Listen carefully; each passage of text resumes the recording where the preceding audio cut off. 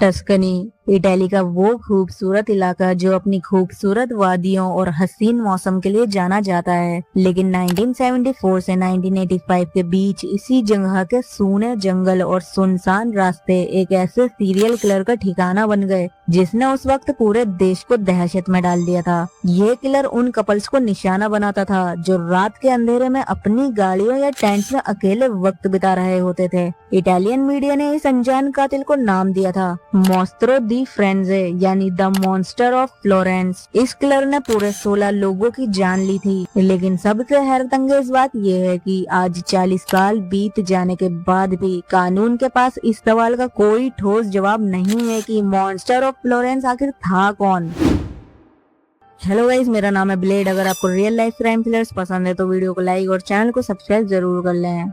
इस कहानी की शुरुआत होती है अगस्त 1968 की एक खामोश रात से। बारबरा लोची, जो एक शादीशुदा महिला थी, वो अपने प्रेमी एंटोनियो के साथ कार में बैठी थी। बारबरा अपने पति स्टेफानो को धोखा देकर एंटोनियो के साथ छुपकर एक्स्ट्रा मैरिटल अफेयर चला रही थी। उस रात जब दोनों कार के अंदर अकेले वक्त बिता रहे थे, तभी अंधेरे से एक अनजान कातिल निकलता है और उन पर अंधाधुन गोलियां चला देता है। लेकिन इस दरिंदगी का सबसे दुख भरा हिस्सा ये था कि गाड़ी की बैक सीट पर बारबरा का 6 साल का मासूम बेटा नेटालिनो सो रहा था। जब गोलियों की आवाज से उस बच्चे की आंख खुलती है तो वो अपनी माँ की लाश को खून से लथपथ देखता है। वो डर से कांप उठता है और उस अंधेरी रात में जंगल की तरफ भागते हुए एक पड़ोसी के घर पहुंचकर मदद मांगता है। पुलिस ने इस कत्ल के शक में बारबरा के पति स्टेफानो को अरेस्ट कर लिया और उसे कोर्ट से सजा भी दिलवा दी, लेकिन पुलिस को नहीं पता था कि उन्होंने गलत आदमी को पकड़ लिया है, क्योंकि स्टेफानो के जेल में होने के बाद भी मौत का ये सिलसिला नहीं रुकने वाला था।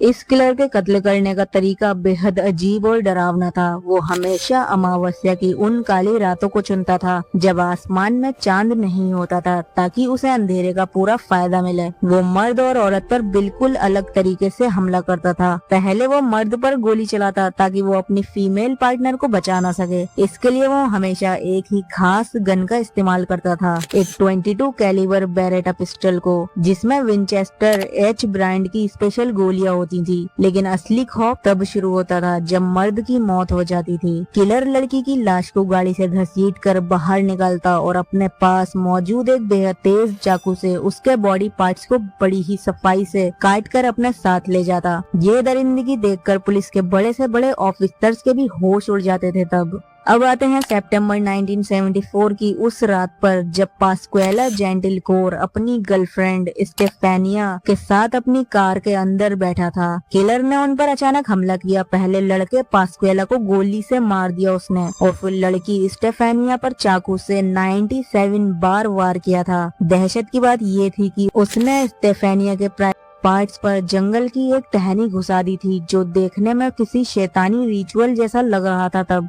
ऐसे ही साल बीतते गए और कातिल की दरिंदगी और बढ़ने लगी। जून 1981 में उसने एक और जोड़े को निशाना बनाया, जियोवानी फौजी और उसकी मंगेतर कारमेला दे नूचियो को। किलर ने पहले तो इन दोनों को गोली मारी और फिर लड़की कारमेला की लाश को कार से बाहर निकालकर उसके प्राइवेट पार्ट्स, वजाइना के ऊपरी हिस्से को बड़ी ही सफाई से पूरी गोलाई में काटकर अपने साथ ले गया था। वो ठीक उसी साल अक्टूबर 1981 में उसने एक और जोड़े का कत्ल किया, स्टेफानो बाल्डी और उसकी जीएफ सुसाना काम्बी। इनका कत्ल भी बिल्कुल उसी बेरहमी से किया गया था और लड़की सुसाना के जिस्म से प्राइवेट पार्ट्स के साथ साथ उसके पेट के निचले हिस्से को भी इतनी बेरहमी से काट दिया था इसने कि अंदर के पार्ट्स तक बाहर से साफ दिखने लगे थे। लेकिन जून 1982 में जब किलर ने पाओलो मेनार्डी और उसकी गर्लफ्रेंड एंटोनेला मिगलियोरिन पर हमला किया, तो पाओलो ने गोली लगने के बाद भी हार नहीं मानी। उसने कार को रिवर्स गियर में डालकर भागने की कोशिश की, जिसकी वजह से कार एक खड्डे में गिर जाती है। इस बहादुरी के चलते किलर कार के अंदर नहीं जा पाया और वो एंटोनेला के जिस्म को नुकसान नहीं पहुंचा पाया था। जब इसके बाद सितंबर 1983 में किलर से एक बहुत बड़ी गलती हुई। उसने एक वैन में सो रहे दो जर्मन दोस्तों हॉस्ट मेयर और उवे रुश पर गोली चला दी। दरअसल एक लड़के के बाल बहुत लंबे थे, इसलिए अंधेरे में किलर ने उसे गलती से लड़की समझ लिया था। लेकिन जैसे ही उसे पता चला कि वहाँ कोई लड़की नहीं है तो वो वहाँ से चुपचाप भाग जाता है और अपनी इस गलती का बहुत ज्यादा उसे अफसोस हुआ था, बहुत ज्यादा।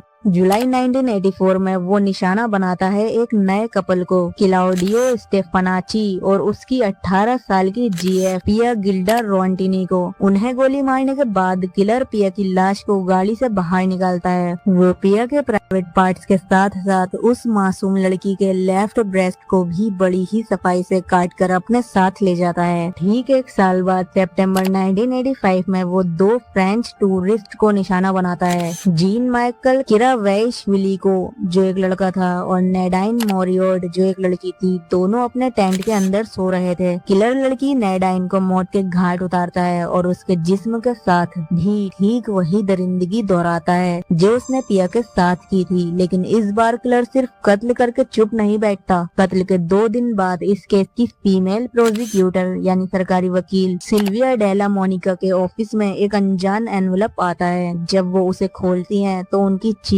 निकल जाती है। उस एनवलप के अंदर टिश्यू पेपर में लिपटा हुआ लड़की नेडाइन के ब्रेस्ट का एक हिस्सा भेजा गया था। किलर खुलेआम कानून का मजाक उड़ा रहा था और सीधे पुलिस को चुनौती दे रहा था। वो पूरे इटली में डर का माहौल था और पुलिस पर इस किलर को पकड़ने का बेहद प्रेशर था, क्योंकि उनके पास कातिल के खिलाफ कोई ठोस फोरेंसिक सबूत नहीं था। इसलिए पब्लिक और मीडिया के दबाव से बचने के लिए उन्होंने एक शॉर्टकट ढूंढा। 1990 के दशक में पुलिस ने एक लोकल किसान को अरेस्ट किया जिसका नाम था पेट्रो पेशियानी। पेशियानी का पहले से ही एक वायलेंट और क्रिमिनल पास्ट था, इसलिए पुलिस के लिए उसे बकरा बनाना बेहद आसान था। पेशियानी पर सभी 16 कत्लों का इल्जाम लगाया गया, लेकिन उसके खिलाफ कोई रियल प्रूफ नहीं था। पुलिस को उसके बगीचे से सिर्फ एक 22 कैलिबर की गोली मिली थी जो बिना चली हुई थी। कोर्ट में पेशियानी को फंसाने के लिए पुलिस ने खुद ये अकेली गोली उसके गार्डन में प्लांट की थी, जिसे बाद में एक्सपर्ट्स ने भी पकड़ लिया था। और इस झूठे सबूत के सहारे पेशियानी का कोर्ट केस इटली के इतिहास का सबसे बड़ा तमाशा और एक मीडिया सर्कस बन गया था, जिसमें लोग असली सबूतों के बजाय कोर्ट रूम की अजीब हरकतों और तमाशों में उलझकर रह गए थे। पेशियानी हमेशा अदालत में खड़ा होकर टूटी फूटी आवाज में एक शायरी सुनाया करता था, अगर इस दुनिया में थोड़ी सी भी अच्छाई होती और हर कोई एक दूसरे को अपना भाई समझता तो दुख और परेशानियां कम होती और ये दुनिया कितनी खूबसूरत होती। अक्सर यही शायरी सुनाया करता था वो कोर्ट में। पेशियानी को कोर्ट ने पहले सजा सुनाई, लेकिन बाद में सबूत न होने की वजह से अपील कोर्ट ने उसे बरी कर दिया। लेकिन किस्से का अंत यहाँ नहीं हुआ। 1998 में नए ट्रायल से पहले ही पेशियानी की अजीब हालत में मौत हो गई थी। इसके बाद पुलिस ने अपना पूरा जोर उसके 2 दोस्तों पर लगाया, मारियो वानी जो एक पोस्टमैन था और जियान कार्लो लोटी। पुलिस ने इन दोनों को स्नैक बडीज का नाम दिया और कोर्ट रूम के अंदर का तमाशा तो और भी हैरत अंगेज था, जैसा कि आप इस ओरिजिनल वीडियो में देख सकते हैं। जब मारियो वानी से गुस्से में सवाल पूछे गए तो उसने अपना आपा खो दिया। वो खड़ा हुआ, उंगली उठाई और भरी अदालत में डिक्टेटर बेनिटो मुसोलिनी की तारीफ में चिल्ला पड़ा, लॉन्ग लाइफ द डिक्टेटर, काम और आजादी, हम जल्द ही वापस आएंगे। इन कम दिमाग लोगों को जेल भेजकर पुलिस ने दावा किया कि केस सॉल्व हो गया है। लेकिन कानून की इस थ्योरी पर बड़े सवाल उठे, क्योंकि जिस सर्जिकल ब्लेड से लड़कियों के जिस्म पर बेहद सफाई से कट्स लगाए जा रहे थे, वो चलाने का हुनर इन अनपढ़ और आम लोगों के पास कभी था ही नहीं। जब कोर्ट के इस तमाशे में उन अनपढ़ स्नैक बडीज की सच्चाई सामने आने लगी तो जांच करने वाले एक्सपर्ट्स ने एक बड़ा सवाल उठाया। उनका कहना था कि लड़कियों के जिस्म को जिस सफाई से काटा गया था वो इन मामूली और अनपढ़ लोगों के बस की बात नहीं थी। बस इसी सवाल के बाद कानून ने अपनी नाकामी को छुपाने के लिए एक नया और बेहद खौफनाक मोड़ लिया। फ्लोरेंस के सरकारी वकीलों ने एक नई कहानी पेश की। उनका मानना था कि ये मर्डर्स किसी एक बीमार दिमाग का नहीं है, बल्कि इटली के कुछ बेहद अमीर और ताकतवर लोगों के